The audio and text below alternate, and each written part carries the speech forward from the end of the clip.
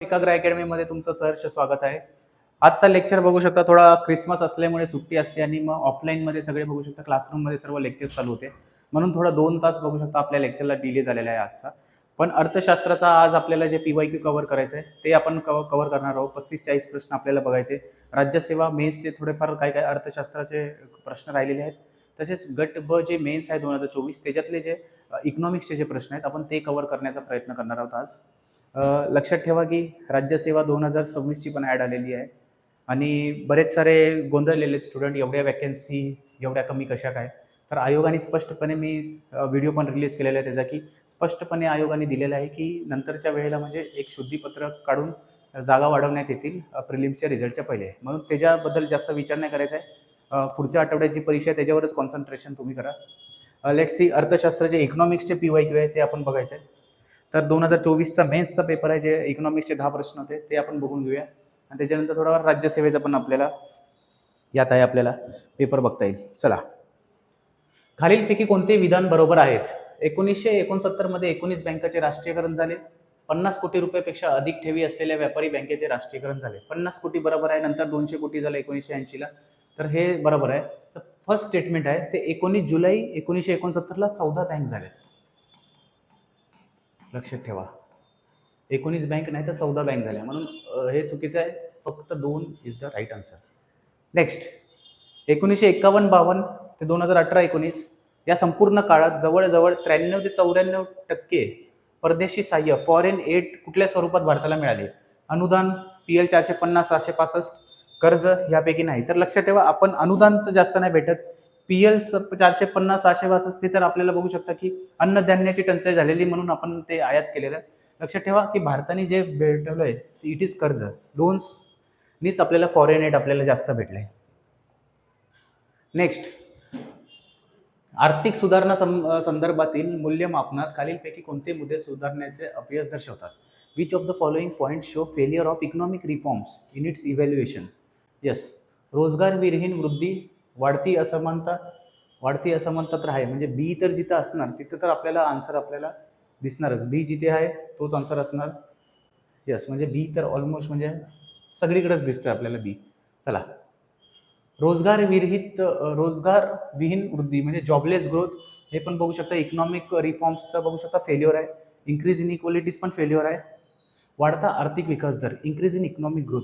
जर economic growth दाखवत आहे म्हणजे ह्याचा अर्थ की इकॉनॉमिक रिफॉर्मचा तो फेल्युअर नाही, पॉझिटिव्ह हे आहे म्हणून सी तर नसणार. आता सी ला एलिमिनेट करा. इकडून गेला, इथून गेला, इथून गेला, एकच ऑप्शन राहिला अवड. बघू शकता की इकॉनॉमिक्सचे प्रश्न असेच येतात. एक काहीतरी असा जो प्रश्न दिला असेल की ज्यात आपल्याला मॅक्झिमम पॉझिटिव्ह जर निवडायचे असतील तर लक्षात ठेवा एक असा ऑप्शन कुठला तरी फालतू असेल आणि जर स्कीम्सवर विचारलं असेल काहीतरी असेल तर डेट्स चुकीचे असतात. आणि जर ऍप्लिकेशन वाईज प्रश्न कुठला तरी विचारला असेल म्हणजे कुठल्या तरी संदर्भात ग्रीन GDP म्हणजे काय, मग ह्याच्यात हे येतं ते येतं ते ऑल द अबाव जास्त आन्सर असण्याचा म्हणजे जास्त चान्सेस असतात. असाच हर टाइम लॉजिक लागणार तर नाही लागणार. प्रत्येक प्रश्न वाचूनच लॉजिकली सोडवायचा आपल्याला. आरोग्य सुविधांवर कमी झालेला सार्वजनिक खर्च हे पण बघू शकता फेल्युअर आहे.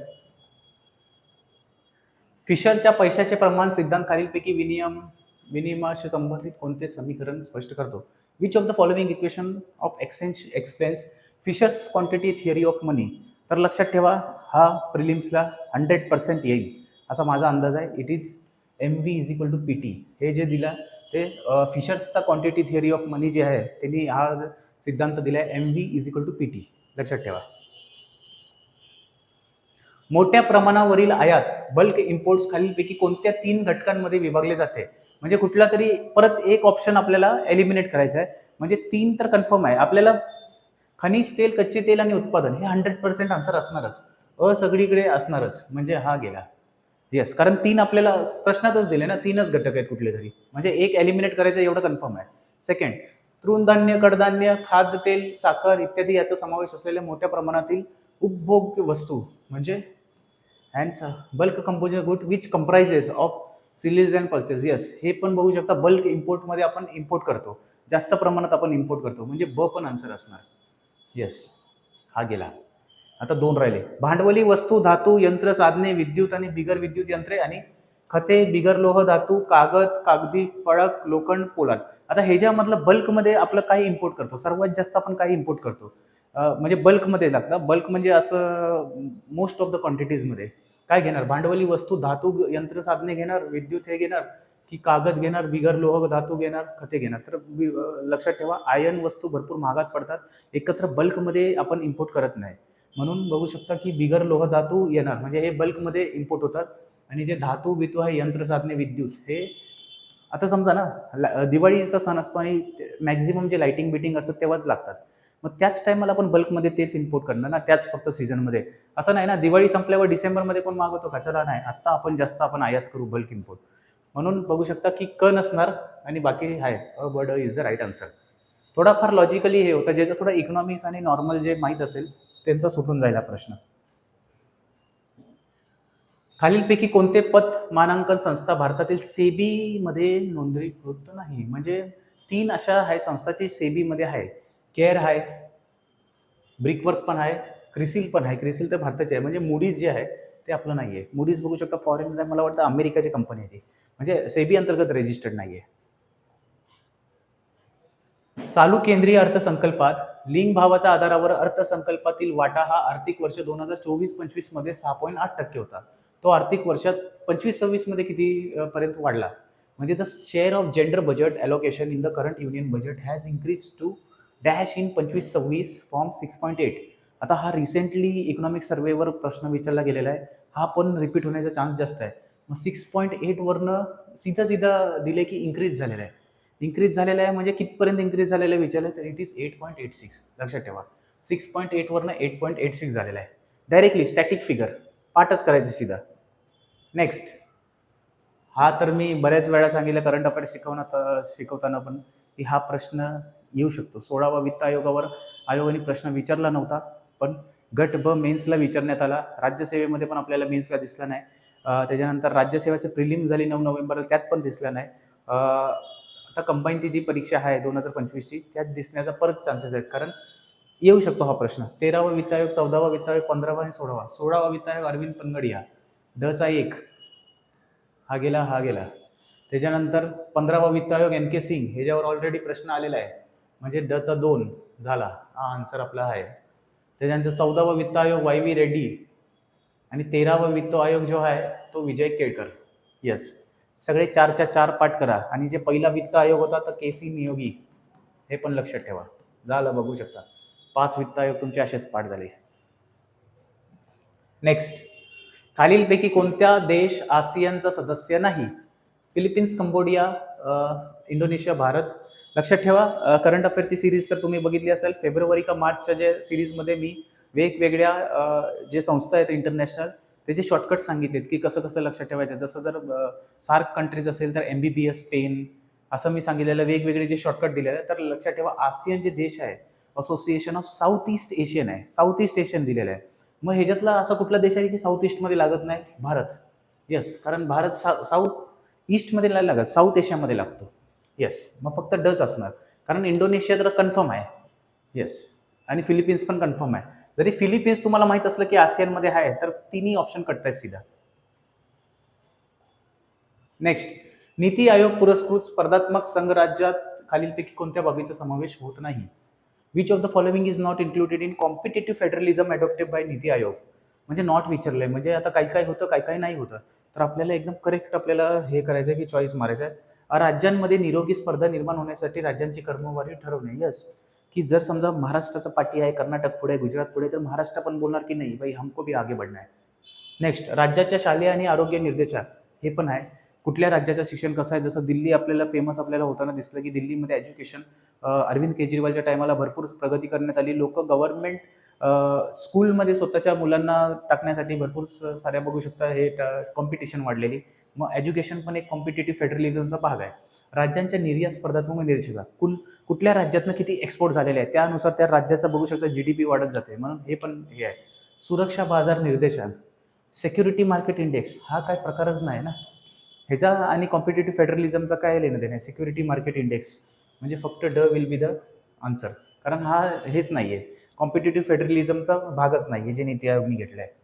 नेक्स्ट, आता हा राज्यसेवेचा लास्ट टाइम आपण 30 प्रश्न बघितलेले, त्याच्या पुढचे आपण ते कंटिन्यू करणार आहोत.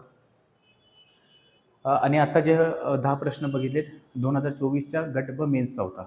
आता हा राज्यसेवा मेन्स 2024चाच आहे, जो लास्ट वीकमध्ये आपण कंटिन्यू केलेला, स्टार्ट केलेला, तिथून पुढंच कंटिन्यू करायचं आहे. आणि मग राहिलेले आहे जे पुढच्या आठवड्यात गट क मेन्स 2025चा जे 21 सप्टेंबरला झाली, तसंच ह्याच्यात राहिलेले जे इकॉनॉमिक्सचे प्रश्न, आणि त्यानुसार आपण बघू शकता 2,500 प्रश्न PYQ मध्ये होतील आपले 2 तारखेपर्यंत. 2 जानेवारी 2026 पर्यंत आपले 2,500 क्वेश्चन PYQ मध्ये होतील. आणि हाच पूर्ण जे क्वांटिटी आहे, म्हणजे जे आपण 2,500 प्रश्न आहेत, तोच आहे तसा 2026 साठी लागू होतोय त्याकडल्या प्रिलिम्समध्ये. सन 2022 मध्ये डॅश या ठिकाणी भारतीय शेतकरी उर्वरक सहकारी लिमिटेड इफ्कोने जगातील पहिले नॅनो युरिया द्रवरूप कारखाना स्थापन केला. आता इकॉनॉमिकली करंट अफेअर्स प्रश्न आहे. In 2022 Indian farmer fertiliser cooperative limited establish world first nano urea liquid plant at Kalol Gujarat, Deoghar Jharkhand, Phulpur Uttar Pradesh, या आवला उत्तर प्रदेश, ऑनला उत्तर प्रदेश. तर लक्षात ठेवा, वर्ल्ड फर्स्ट नॅनो युरिया आहे. आणि जर आपलं केंद्र सरकार बघितलं तर त्यांना हे सगळे जे काय काय मोठे मोठे प्रकल्प आहेत त्यांना स्वतःच्याच राज्यात पाहिजे असतात. मग केंद्रात असं कुठलं सरकार आहे ना, केंद्र सरकार जे आहे त्यांना त्यांचं स्वतःचं राज्य प्यारं असतं. मग इट इज कलोल गुजरात. कारण काही पण झालं तर गुजरात त्यांचा असं निर्देश नाही ना. फक्त UP मध्ये आणि बिहारमध्ये जातात आणि बोलतात की ये करेंगे वो करेंगे, आलू सस्ता हो जाएगा, कांदा ये हो जाएगा. पण त्यांना असं नाही बोलत की हम इंडस्ट्री लाएंगे, ये लाएंगे, 4 रेल्वे लाईन दे देंगे. म्हणून हे बघा, माइंडसेट ओळखायचं आहे आपल्याला. कंत्राटी शेतीमध्ये उत्पादित पिकांची किंमत डॅश ही असते. पूर्वनिर्धारित बाजार दरानुसार पूर्वनिर्धारित व बाजार दर यापैकी जी जास्त असेल ती. तर लक्षात ठेवा, जर कंत्राटी शेती, जर समजा मी गेलो लासलगावला आणि सांगितलं पीक पेरण्याच्या पहिलेच मी त्यांच्याबरोबर कॉन्ट्रॅक्ट करतो की पीक कसं पण येऊ दे, मी तुला एवढे पैसे देणार, ह्याच्यात जेवढं हे होणार, म्हणजे पूर्व डिटरमाइंड असतं, प्री डिटरमाइंड म्हणजे पूर्व निर्धारित असतं कंत्राटी शेतीमध्ये. स्वयंसहाय्यता गटामार्फत तयार करण्यात आलेल्या अधिप्रमाणित हस्तकला वस्तूंचे प्रदर्शन करण्याकरिता भारत सरकारने कोणते मोबाईल ॲप निर्माण केले आहे? करंट अफेअर्सचा प्रश्न आहे. Nari Shakti Doot, e Umang, e Lakshmi, e Saras. आता which mobile app is launch by government of India to showcase the authentic handicraft products. आता हँडीक्राफ्ट प्रोडक्टमध्ये नारी शक्ती दूत कशाला पाहिजे, म्हणून ए तर काढा. म्हणजे आपल्याला हेच असं एलिमिनेट करण्यात आलं. लक्ष्मी हँडीक्राफ्टचं काहीच हे नाही, उमंग पण नाही आहेत. It is e Saras. Yes, e Saras is the right answer handicraft प्रोडक्टसाठी. 2019-20 मध्ये अन्नधान्य पिकांखाली असलेल्या सिंचनाखाली क्षेत्राबद्दल योग्य जोडी लावा. सिंचनाखालील क्षेत्र टक्क्यामध्ये आणि राज्य महाराष्ट्र, पंजाब, तेलंगणा, उत्तर प्रदेश. आता सर्वात जास्ती बघू शकता की महाराष्ट्रात किती झालं असेल. सर्वात जास्त सिंचन पहिले सांगा कुठल्या राज्यात, म्हणजे छोटा राज्य आणि सिंचन पण जास्त असणार. मग कुठला राज्य असणार? बट ऑब्व्हियसली पंजाबमध्ये जमीन जी आहे टक्केवारी जे सिंचनाखाली ती जास्त आहे, म्हणून सर्वात जास्त पंजाबमध्ये असणार. बीचा वन इकडे आहे, हा गेला. येस, लक्षात आलं, बीचा 1 असणार. त्याच्यानंतर जे आपल्याला एक कळून येतं की उत्तर प्रदेश पण एक आहे, बघू शकता की थोडाफार चांगल्या ह्याच्यात आहे. मग बीचा 3 आहे. आणि महाराष्ट्रात सर्वात कमी आहे, लक्षात ठेवा, कारण सिंचन घोटाळा आपण ऐकतो. त्याच्यानंतर एक महाराष्ट्रात पक्ष आहे की तिथं गेल्यावर वॉशिंग मशीन सारखं काम होतं, तुमच्यावरचे सगळे आरोप क्लीन चिट भेटून जाते. मग ते काय पॉलिटिक्स, थोडा काय क्रिटिसाइज पण नाही करत कोणाला, समजणे वाले को इशारा काफी. महाराष्ट्र 19 पॉईंट हे म्हणजे अचा 2 हे बघू शकता. आता ही आकडेवारी लक्षातच ठेवा. तेलंगणा 81.82. सिंचनाखालील क्षेत्र टक्क्यामध्ये आणि राज्य. सिंचनाखालील क्षेत्र टक्क्यामध्ये आणि 2019-20ची आकडेवारी दिलेली आहे, लक्षात ठेवा. आणि ह्याच्यात कारण नुसतं हेच नाही आहे की बघू शकता की महाराष्ट्र एवढं प्रगत राज्य असून हे का झालंय. जर महाराष्ट्राचा जर 1960-1947 पासूनच बघितला तर थोडाफार मधला दुष्काळ पट्टा राहिलेला आहे. आणि तिथं नदी जोडो प्रकल्पनी ड्यू टू द जॉग्राफिकल आपलं महाराष्ट्राचं हे आहे, म्हणून बघू शकता की थोड्या प्रमाणात थोडाफार प्लॅन चुकलेला आहे. म्हणजे स्टार्टिंगच्या गव्हर्नमेंटपासून जे 1950 त्या टायमाला जे आता पण गव्हर्नमेंट बोलते नेहरूने ये किया वो किया, तिथून कुठंतरी बघू शकता की नदी जोड प्रकल्प राबवला असता. कुठल्या सेशनमध्ये पाणी जास्त आहे, कुठे पाणीच नाही आहे आपल्याकडं, आपल्याला असं दिसणार. मराठवाड्याचा पूर्ण जो भागच आहे तो दुष्काळग्रस्त आहे आणि तिथं मग सिंचनाखाली क्षेत्रच कमी आहे, म्हणून असं काही प्रकार आहे. आणि पंजाब छोटं राज्य असल्यामुळं पाण्याची अवेलेबिलिटी चांगली असल्यामुळे तिथं टक्केवारी आपल्याला जास्त दिसते.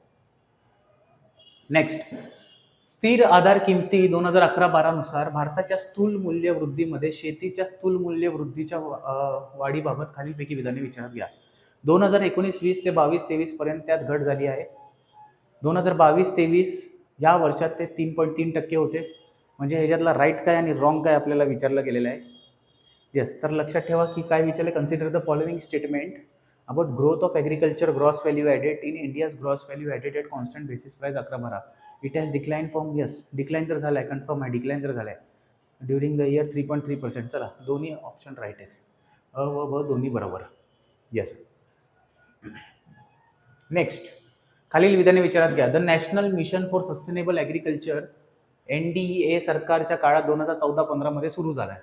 अन्न सुरक्षा व ऑइल आणि गॅस पुरवठा ही आपली NMSA ची उद्दिष्ट आहेत. भारतीय शेती हवामान बदलासाठी अधिक लवचिक करणे हे NMSA चे उद्दिष्ट आहे. आता आपल्याला ओळखायचे की ह्याच्यातलं काय विचारत, म्हणजे काय राईट काय बरोबर काय चूक आपल्याला दिलं गेलं आहे. तर लक्षात ठेवा, it is the national sustainable, हे NDA सरकारच्या काळात तर नाही आलं.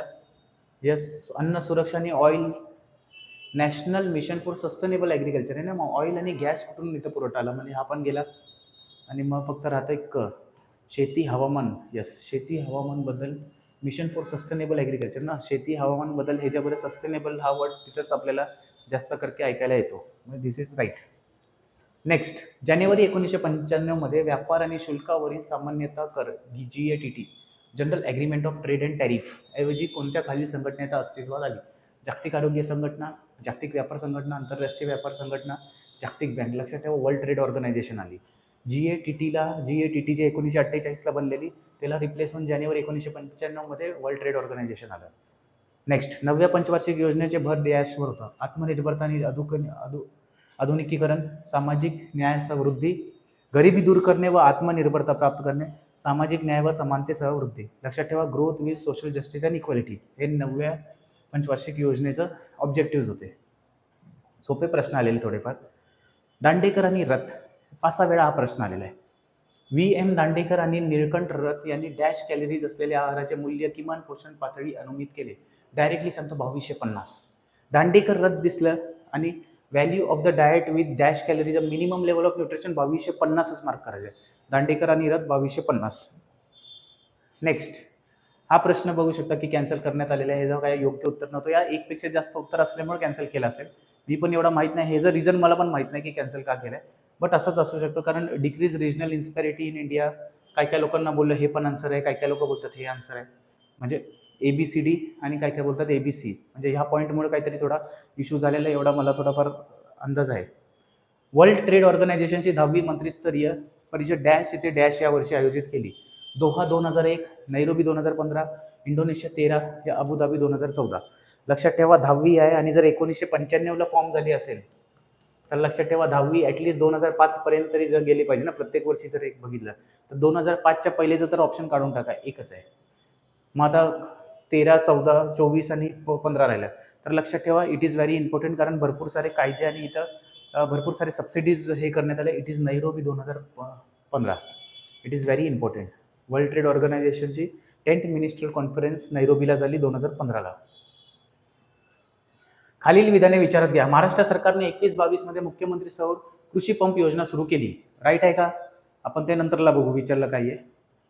कृषी 2021-22 लिहिले. 2021-22 उद्धव ठाकरे सरकार, त्याच्यानंतर एकनाथ शिंदे. म्हणून हा तर मी सांगतो की हे तर बरोबर नाही, एवढं तर कन्फर्म मला माहिती आहे.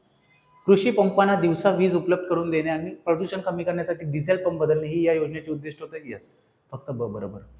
येस, बघितला का लॉजिक कसं लावलं. 21-22 कोविडचा साथ होता, उद्धव ठाकरे यांचं सरकार होतं. त्याच्यानंतर बघू शकता की काही आमदार घेऊन त्याच्यानंतर पळून गेले सुरत, आणि हे काय काय लोकांनी ते बोललं की उठाव केला आम्ही, ते त्यांचं पर्सनल रिझन असेल. पण आपल्याला फक्त एक्झामच्या दृष्टिकोनातून त्या टाईमलाईनमध्ये काय झालं ते आपल्याला लक्षात येणं गरजेचं आहे. चला, शाश्वत भूजल व्यवस्थापन सुलभ करण्याच्या उद्दिष्टाने जागतिक बँक अर्थसहाय्यता महाराष्ट्रात कोणती योजना राबवण्यात येत आहे? भारतमाला परियोजना, नदी संवर्धन योजना, स्वच्छ भारत अभियान, अटल भूजल योजना. म्हणजे which scheme is being implemented in Maharashtra with world bank funding to facilitate sustainable growth water management. तर लक्षात ठेवा it is Atal Bhujal Yojana. Maharashtra with world bank, maximum जे सपोर्ट आहे योजनांसाठी वर्ल्ड बँककडूनच पैसा येतो. लक्षात ठेवा, जर देश बुडला असेल तर IMF बघू शकता स्पेशल ड्रॉइंग राईट्स आणि ह्या सगळे जे आहेत त्यानुसार आपल्याला कर्ज देते. पण डेव्हलपमेंटचं काहीतरी असेल तर वर्ल्ड बँक आपल्याला निधी पुरवते. लक्षात ठेवायचं. आणि अटल भूजल योजनेसाठी ग्राउंड वॉटर दिले ना, ग्राउंड वॉटर म्हणजे भूजल. येस. स्वच्छ भारतचा येणार नाही, भारतमाला परियोजना पण येणार नाही, पण येणार नाही. लॉजिकली प्रश्न सुटला असता. नेक्स्ट, सन 2015-16च्या कृषी जनगणनेनुसार महाराष्ट्रातील सरासरी जमीन धारण आकार किती आहे? सेन्सेसवर आपण फक्त वाचतो प्रश्न, पण ॲग्रिकल्चर सेन्सेसनुसार लँड होल्डिंग महाराष्ट्र किती आहे? 2 हेक्टर, 0.20 हेक्टर, 1.34 हेक्टर, 0.54 हेक्टर. तर लक्षात ठेवायचं किती आहे महाराष्ट्रात लँड होल्डिंग किती आहे? तुमच्यामध्ये किती असलं पाहिजे? येस, महाराष्ट्रात लँड आणि 11 करोड पॉप्युलेशन म्हणजे what was the average size of average size जर विचारलं इट इज 1.34 हेक्टर. 2015-16च्या जनगणनेनुसार, ॲग्रिकल्चर जनगणनेनुसार सरासरी जमीन धारण आकार जे 1.34 हेक्टर. खालील विधाने विचारात घ्या. थेट विदेशी गुंतवणुकीत महाराष्ट्र राज्य आघाडीवर आहे. काय वाटतंय आताचं? चला, बरोबरच आहे. महाराष्ट्रातच जास्त बघू शकता की FDI जे आहे, फॉरेन डायरेक्ट इन्व्हेस्टमेंट होते. विविध धोरणे आणि कुशल कर्मचाऱ्यांसह व्यवसायासाठी अनुकूल वातावरण यामुळे भारतातील FDI प्रवाहाच्या बाबतीत महाराष्ट्र राज्य आघाडीवर राहण्यास मदत झाली. Yes, the business friendly environment coupled with various policies. Mumbai international city आहे, पुणे आता IT हब बनत झाले, नाशिक आपलं आहे, इथं नागपूर आपलं आहे, खालच्या ते पश्चिम महाराष्ट्राचे जिल्हे बघणार तिथं पण काय काय व्हेरियस इंडस्ट्रीज, आणि कोकणचा कोस्टल लाईन बघितलं तिथं पण व्हेरियस इंडस्ट्रीज आपल्याला येताना दिसतात, म्हणून फ्रेंडली हे आहे. येस, म्हणून दोन्ही बरोबर आहेत. चला नेक्स्ट, आत्मनिर्भर भारत प्रोत्साहन पॅकेजचा एक भाग म्हणून 2020 मध्ये पशुसंवर्धन पायाभूत सुविधा विकास निधी सुरू करण्यात आला. तो निधी किती रुपयांचा होता? 15,000 कोटी, 20,000 कोटी, 11,000 कोटी, 21,000 कोटी. लक्षात ठेवा, तो निधी कितीचा होता आपल्याला विचारलेला आहे. इट इज 15,000 कोटी. आत्मनिर्भर भारत अंतर्गत. Yes, animal husbandry infrastructure development fund 2020 मध्ये लॉन्च केला कोविडच्या पहिले. आत्मनिर्भर भारत हे साईज ऑफ द पॅकेज 15,000 कोटी. ओके. शेतकऱ्यांना कृषी उत्पादन आणि सेवा खरेदी करण्यासाठी सक्षम करण्याकरिता किसान क्रेडिट योजना कोणत्या वर्षी सुरू करण्यात आली? 91 मध्ये, 95 मध्ये, 98 मध्ये, 2005 मध्ये. तर लक्षात ठेवा, वाजपेयीजींचं सरकार होतं. 98 मध्ये हे झालेलं आहे किसान क्रेडिट कार्ड. किसान क्रेडिट कार्ड वाजपेयीजी लक्षात ठेवायचा. 1998 ऑपरेशन शक्ती पण लक्षात ठेवायचं. सेकंड न्यूक्लिअर टेस्ट केला आपण भारताने. चला, सहकारावर प्रश्न आला. सहकारी शेतीबद्दल खालील विधाने विचारात घ्या. सहकारी शेती म्हणजे जमिनीच्या उपविभाजनामुळे निर्माण झालेल्या समस्या सोडवण्यासाठीचा उपाय होय. सहकारी शेती, कॉर्पोरेटिव्ह ॲग्रिकल्चर, याचा असाच आहे काय प्रकार? येस, शेतीची जमीन निर्माण झालेल्या समस्यामुळे यस सहकारमध्ये एकत्र या आणि करूया असं आहे. ज्या शेतकऱ्यांची जमीन खूपच कमी आहे, त्यांच्या जमीन लागवडीच्या उद्देशाने सरकारी शेतीमध्ये एकत्र केले जातात. दोन्ही पण बरोबर आहे. त्यालाच आपण बोलतो cooperative agriculture, cooperative farming. Pulling of land is done of those farmers who have small land holding for the purpose of cultivation. Next, नियतकालिक श्रम बल सर्वेक्षण 2023-24 संदर्भातील पुढील विधाने विचारात घ्या. नियतकालिक श्रम बल सर्वेक्षण सर्वप्रथम एप्रिल 2018 मध्ये प्रकाशित करण्यात आला. म्हणजे पिरियॉडिक लेबर फोर्स सर्वे बद्दल आपण हे बघतोय. यस, म्हणून हे 2000 किती आहे 18 मध्ये तर नाही आहे. हे तर बरोबर विचारलं ना. हां, म्हणजे हे तर नाहीच आहे. लक्षात ठेवा, नियतकालिक श्रम बल सर्वेक्षण हा फक्त 15 ते 55 वयोगट, हे पण नाही आहे. 15 ते 55 वयोगट नाही. मागील 5 वर्षातील भारतातील बेरोजगार गट दर्शवतो. हा लॉजिक बरोबर आहे. 5 वर्षातील भारतातील बेरोजगारीचा जो दर आहे तो घट दर्शवतो, कारण मग थोडेफार कमवत गेलेत सर्व. सॉरी, म्हणजे सी तर बरोबर असणार आहे. सी इथं आहे, सी इथं आहे, पण ए आणि बी तर नाही आहे इथं. आणि बी तर बघू शकता ते चुकीचंच आहे. म्हणजे ए वर तरी जरा समजा डी वाचूया. सन 2023-24 मधील ग्रामीण महिला व शहरी महिला यामधील बेरोजगारीचा दर 7.1% आणि 2.1% होता.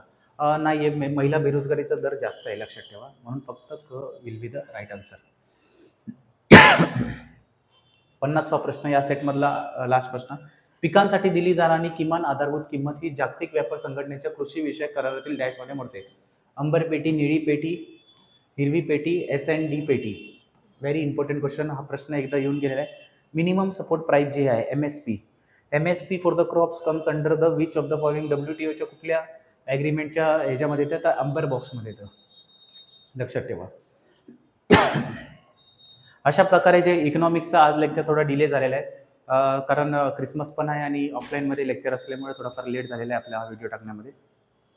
तर लक्षात ठेवा की उद्याचा शुक्रवार आहे. उद्याचा टायमावर आपल्याला सायन्सचा जे लेक्चर होणार आहे तो आपल्याला भेटून जाईल. तसेच लाईव्ह लेक्चर जे असणार आहे 1 वाजता. 1 मिनिट.